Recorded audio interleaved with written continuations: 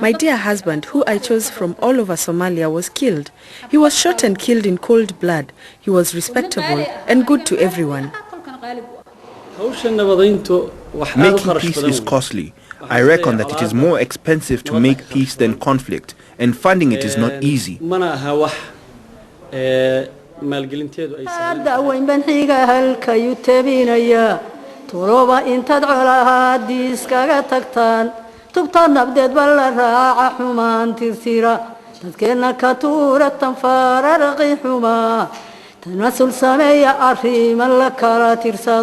tamartu walid hadii aan la isku tiirsanayn tusmeeya inaad wanaagol isugu tagtaan.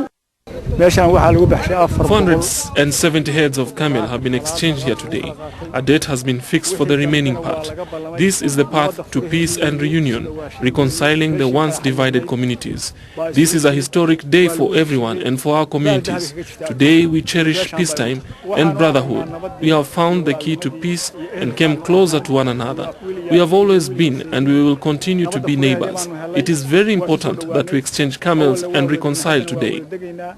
In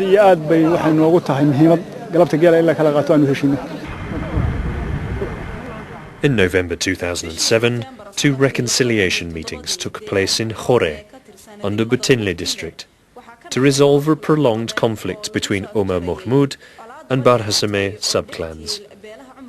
All attempts to resolve this conflict had failed in the past. The conflict initially started as a result of disputes over the construction of water reservoirs in Adada and Hararsame under Puntland. ka qodashada baraago deegaanada cadaada iyo Hararsame ee ka tirsan degmada Puntland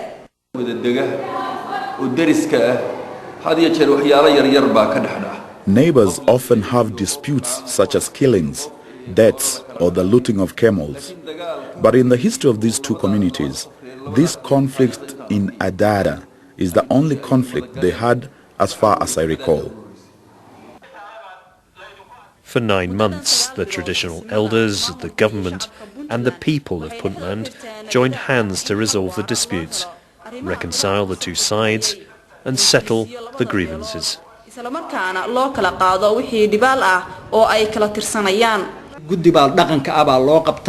An autonomous committee was formed and started work in Garowe. This committee was responsible for monitoring the process, organizing meetings and resolving obstacles. iyo waqti u qabashada iyo isugu yeeridda iyo waqtiga la isu imaanayo iyo wixii khaldama sixidooda gudiga dambe oo dhaqanka ayaa waday hawsha oo kormeeray. The committee was chaired by Islan Mohamoud. A lot of effort was made by the elders, the government and the community at large. The goal was to resolve the conflict and ensure that the problem never comes back again.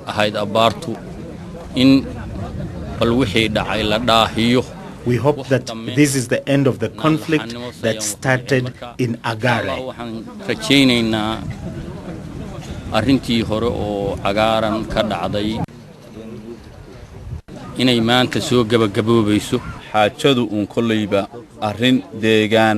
This conflict was based on settlement disputes. And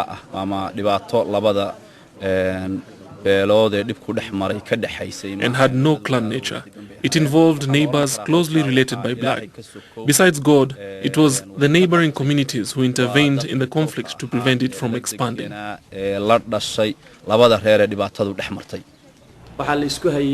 The issues under dispute were water reservoirs and grazing land. Each side wanted to construct water reservoirs in the settlement.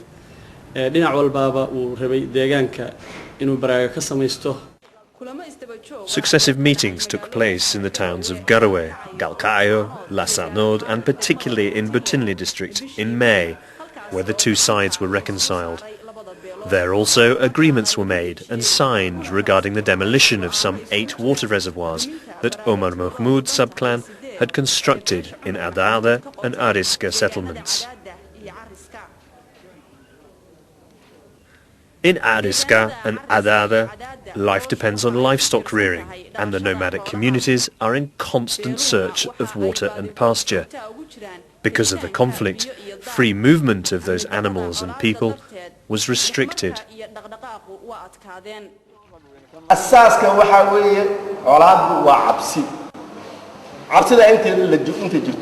Conflict is built on fear. As long as the two communities fear each other in searching for pasture, sharing water, or taking weapons with ammunition, when moving from one place to the other, there is no peace.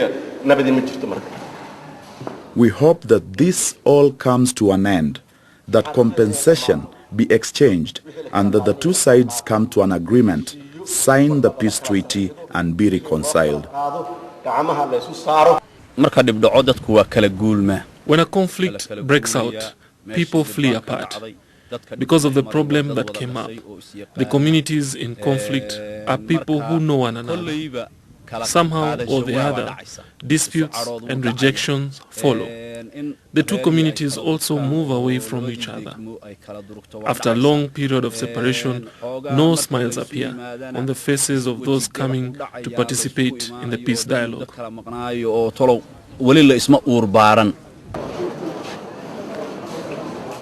Some of the other resolutions signed at the meeting included the restoration of seized properties, how much and when blood compensation would be paid to the Hararsame subclan for their 8 men who were killed, and also rules on environmental protection and general peace, as well as penalties for the breaches of agreed terms.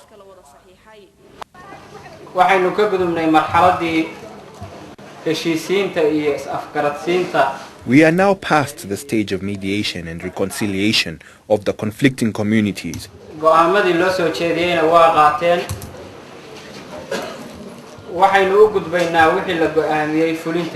Both sides have accepted the judgment made. We now proceed to the implementation of the agreed terms. Try your best to comply with the terms you signed and carry out your duties with a sense of brotherhood.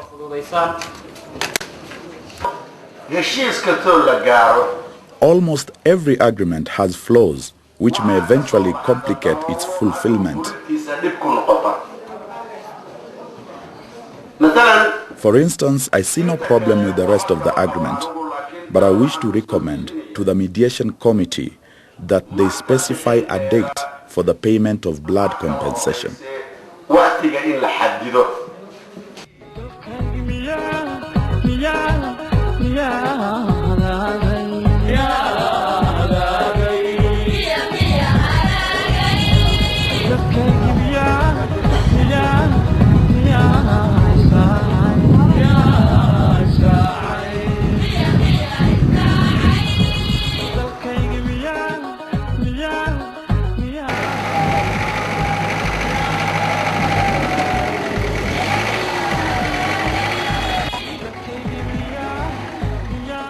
Implementation of the peace agreement in respect of the demolition of water reservoirs and payment of the blood compensation took place in Adada, Ariska and Hore.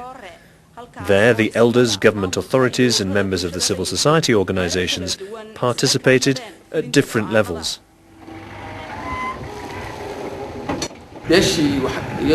In favor of the community sustaining the greater damage, the judgment was to destroy the other side's reservoirs, which had been fully intact. We bulldozed and leveled to the ground huge reservoirs, some with water and some without. That was the biggest challenge, because to the owner it meant losing his wealth from in front of his eyes, whereas for his opponent this was the only solution to the problem.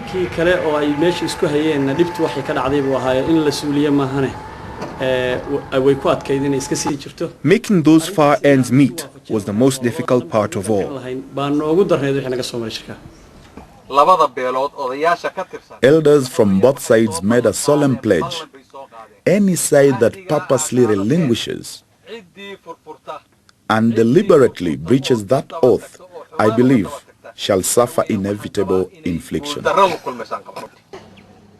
Ever since creation, the land has been shared, and shared it will be now, as water will be shared. Water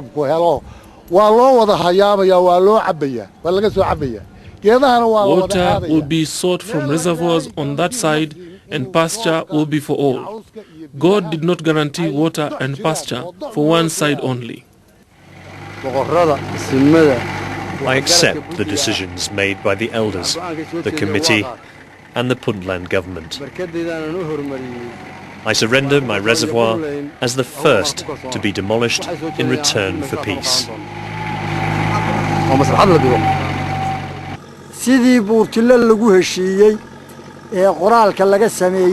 As has been agreed and formally signed in Puntland, in the presence of the titled elders and Puntland government, the people and the intellectuals from both sides, we fully accept and welcome the agreement.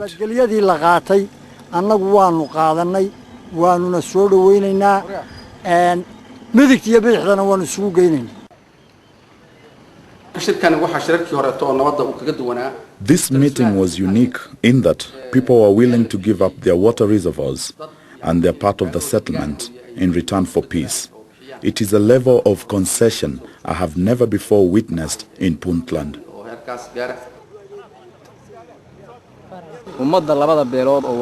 The two communities engaged in the conflict are not strangers to each other.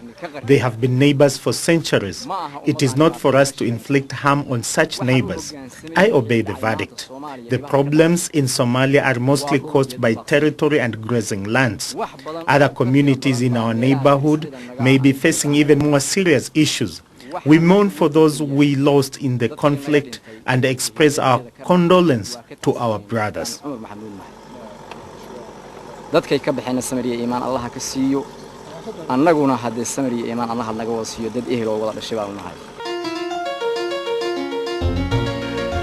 In the Somali traditions of conflict resolution, women have a fundamental role. The custom is that one girl goes with the camels given as blood compensation for each man killed.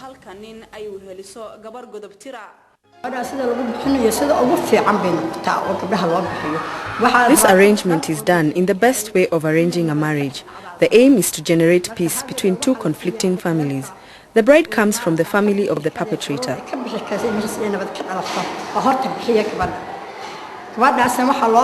The bridegroom is expected to be a man capable of making peace.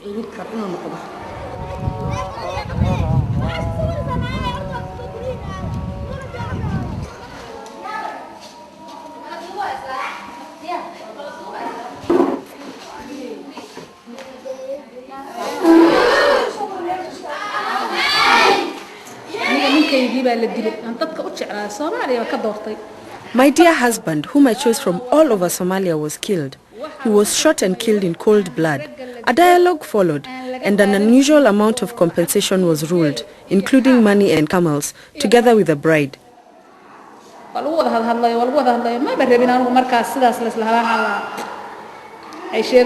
To me, no amount of compensation was enough to replace my husband. I just felt contempt for their judgment. My son was given the hand of a girl, and we were given the blood compensation. We then paid the dowry. In no time at all, she gave birth to 4 sons and 1 daughter. According to tradition, marrying a girl to the brother of the victim removes grudges between the two families.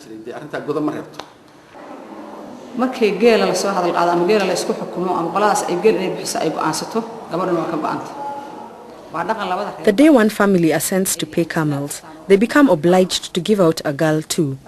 This is an established tradition. Somalis believe this will extinguish conflict, whether that turns out to be true or not.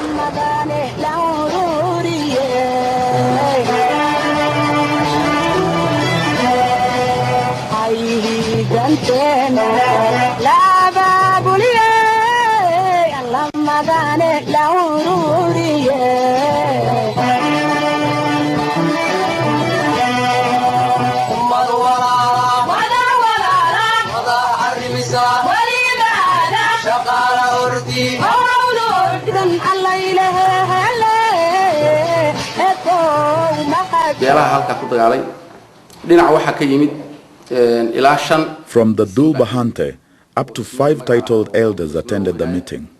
From the other side, there were 7 titled elders who have been leaders during our period of statelessness.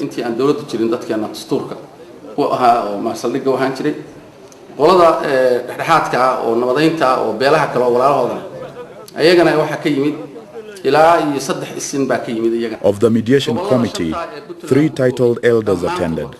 People came from all over Puntland, government officials, elders, members of parliament, the local organizations and everybody. The Puntland government had a central role in the resolution of this conflict. Its contribution stands out as a model of how much it can do to help resolve conflicts among the communities in the region. dawladdu door weyn bay ka qaadatay way kharash garaysay way tagtay gudiyaal bay u dirtay. The role of the government was indispensable in terms of financial support, monitoring, sending peace envoys, and the deployment of forces to contain the conflict. The government eventually handed the matter over to the elders to avoid the conflict taking on a political nature. xaaladda dhamaynteeda odayaasha dhaqanka u xilsaareen u gudbiyeen si aan wax siyaasadii u gelin. In the history of Puntland, this was the second time that such a huge number of titled elders came together formally to sign an agreement. The first was in 1998 at the establishment of Puntland State.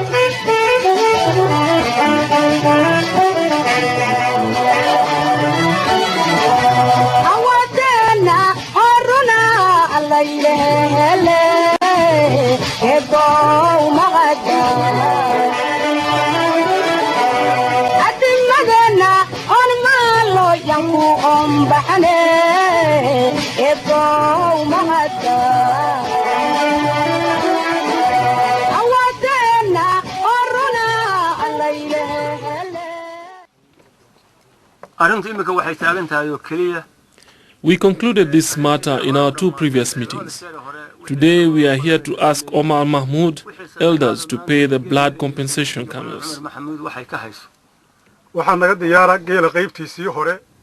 We have here today 470 heads of camels as the initial investment. It's obvious to us that you're not prepared to pay us a blood compensation.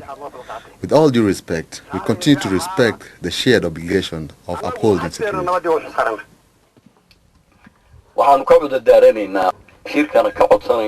We wish to explain our problem and beg the Assembly to consider our reasons. As you can see, this part of the land has some pasture. Unlike here, our area has a serious shortage of water. There are some of us who have not had a drink for a long time, and you know that is true. We are aware that we are overdue in making this payment. By the will of God, we hope that you will forgive us for these circumstances. We give you our word that from now on there will be no delay from our side, and that we shall pay each compensation in time and with a sense of brotherhood. You've gathered us here to mediate us and resolve our disputes, to judge with fairness and convict the wrong side. That Omar Mohamoud is today unable to pay such a small amount of compensation, no one will accept as true. No Hati in this gathering will believe, none of the kings here will believe, and we shall not believe. You should pay us the compensation for the men you killed in full amount. That is what we want, and nothing less. You, members of the mediation committee, were part of this judgment. That is the only way to peace, not by making excuses for having droughts or something like that. We, on our part, have the same circumstances. When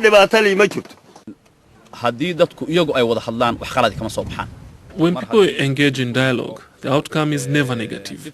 When a conflict erupts, If the problem is well contained and restrained from expanding, and compensation is exchanged, the people here, in most cases, tend to close the chapter of the conflict as if it never happened.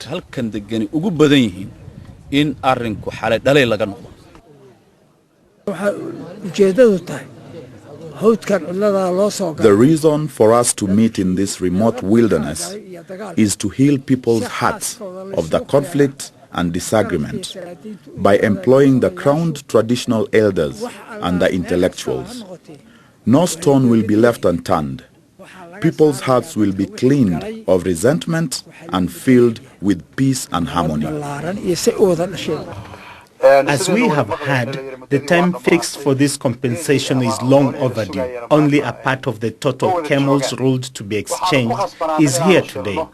As the mediation committee, we have been obliged to make a decision.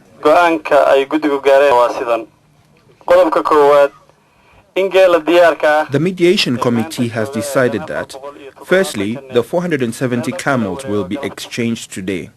And secondly, for the remaining 600 camels, cash payment will be exchanged. We accept the verdict.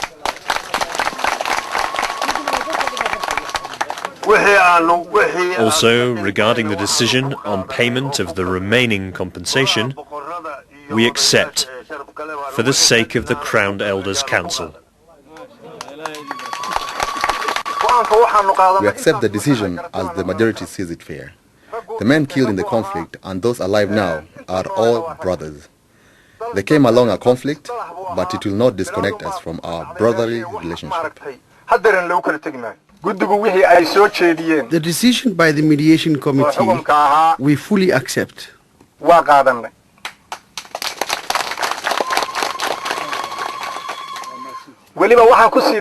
In addition to that, we are willing to make the remaining payment in 10 days instead of 14.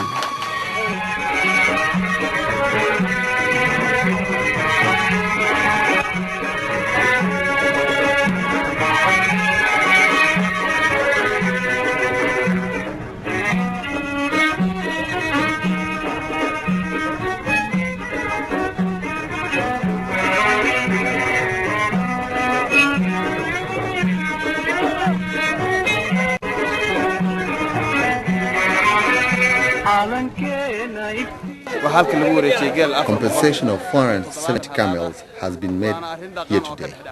It is a custom that usually takes place under trees. It is an established tradition in which elders resolve disputes among communities by ruling on the payment of blood, camels, and bribes. It is a long-standing tradition. I call upon every community to do the same. I say, give and take blood compensation with courage and honor.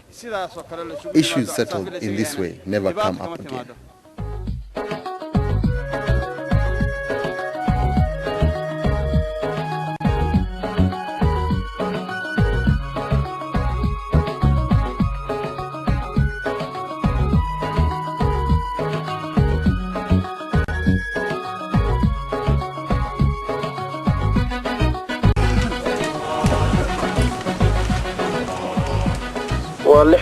This is equivalent to 600 camels, each costing 2,700,000 shillings, being handed over to Senior Elder Abdikarim Ahmed Saleban.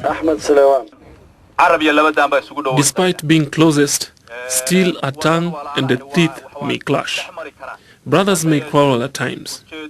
The important thing, however, is for the victim to show patience. Please God, we beg of you peace and pasture. We beg of you peace and pasture. We beg of you peace and pasture. God, we beg of you forgiveness and good health. We ask you for righteousness, long life, faith and prosperity. May we live and die as good men with true faith. God, we pray to you on earth so that you may grant us our wishes from above.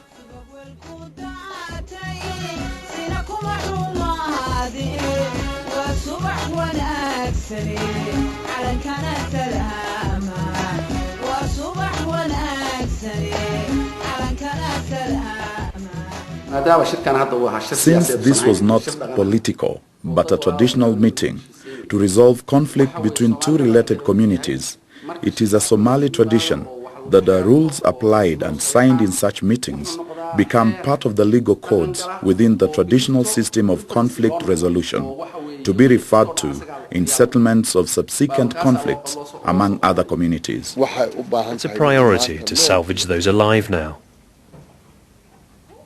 We need to learn from the past so that we may be able to avoid recurrence of evil and also use that knowledge in order that we may give the greatest chances to goodness, justice and peace. Whenever elders make peace, that peace attained helps peacemaking efforts taking place somewhere else. The consequences of all these peacemaking initiatives are interconnected, whether underway in Mogadishu, here or Hargeisa. They are all linked in a way we may fail to realize.